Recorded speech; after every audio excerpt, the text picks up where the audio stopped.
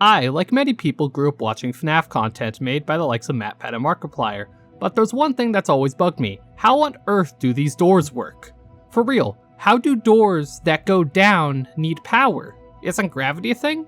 It's always been weird for a closed door to need power. If the door went up, it at least makes some sense because you could argue that whatever's holding the door up is fighting against gravity.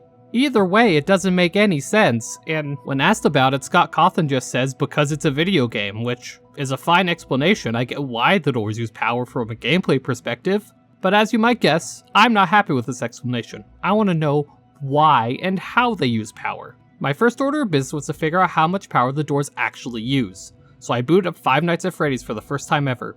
While I have watched plenty of people play it back in the day, I myself never played the game. Thus began my hours of pain. It took a while to accomplish, but I finally beat Night 6 and unlocked the custom night. To figure out how much power the doors used, I first need to figure out the base power draw of the light in the fan. Once I know how much power they draw by default, I can then use that to figure out how much power the doors use. My initial idea was just to wait an hour and see how much power was drawn during that, but over several tries, I realized that the power draw per hour is actually semi-randomized. Between 12 and 1 AM, for example, it could draw anywhere between 13 and 9 power. So to find the real average power draw, I would actually need to survive all night. My plan was simple. I would turn all the AI to 0 in custom night and then wait until the end of the night to see how much power was drawn if I just sat still and did nothing. So that's what I did. I set all the AI to 0 and I sat idly till the end of the night. Or at least I tried to. There's one problem. As it turns out, setting the AI to 0 doesn't actually turn off the AI. Bonnie, Chica, and Freddy thankfully can't attack unless I open a monitor, but Foxy can still get me, so every night at 4 or 5 AM, Foxy would lean out the door and I would get a game over. As it turns out, behind the scenes, Foxy every once in a while makes a behind the scenes roll to determine if he moves. If the roll's a success, Foxy will either come to attack you or move from one of the stages in the curtains. So, actually, I could go through a whole night without Foxy attacking me. I would just have to get good RNG. All I needed was for Foxy to roll failures throughout the night, so that by the end, Foxy never reached the attack stage. This turned out to be easier said than done, and thus began 2 hours of me idling in the game and occasionally restarting because I was dying to Foxy. The worst part about this whole experience is that for some godforsaken reason, I decided to play Dead by Daylight in the background while I was waiting. Anyone who's actually played Dead by Daylight before knows that playing Dead by Daylight only makes any situation you're in worse. But finally, after 2 hours, I got that lovely bell sound and saw the 5 roll over to a 6, and I got my data. As it turns out, the light in the fan used 12% of your power per hour, or 72% of your total power over the night. If you're ever struggling running out of power in 2020 mode, just remember, you only can use 28%. If you got up and turned off that fan, you would probably have like 50. So now that I knew what percent of the power is used by the light in the fan, I need to translate that into real units. One quick Google search later, and now I know that the average iridescent light bulb uses about 60 to 100 watts per hour.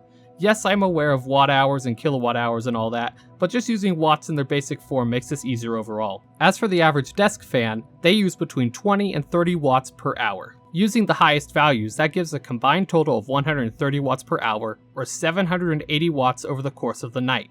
That means 780 watts is equal to 72% of the total power. Some quick math later, and I was able to determine that 1094 watts is the overall power budget per night.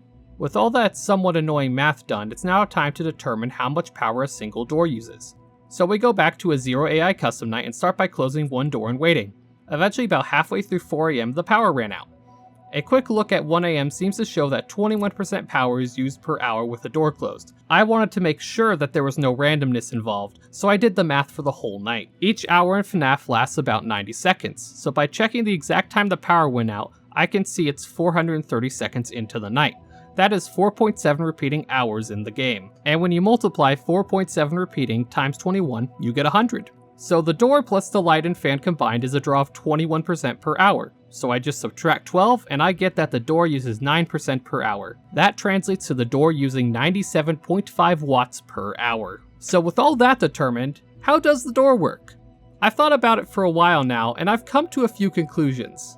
Since the door uses no power going up and it stays up, it needs to be counterweighted. When the power is on, something must be holding the door down, because when it turns off, the counterweight would pull it back up. Also, whatever process is used to pull it down is an active process. It isn't like the door is pulled down and then it stops using power. It uses power consistently. At first I thought the process might be motorized. For example, a motor pushing or pulling the door down. But a few issues came up. One of the big ones was that we don't hear or see any motors in the game. And the door goes down way too fast for a motor to be believable. Any motor that can push a metal door down that fast would be super loud, and it would use way more than 97 watts. Most conversions seem to translate 97 watts to 0.132 horsepower. I don't know much about physics, but I do know that that is not enough horsepower to lift or push a metal door super fast. A motor with sufficient torque could probably push it, but torque isn't fast, torque is slow. The speed of the door and the overall electrical budget all but rules out any motors being used in this process. So for a little while I was stumped, and then I had an epiphany. Powerful electromagnets.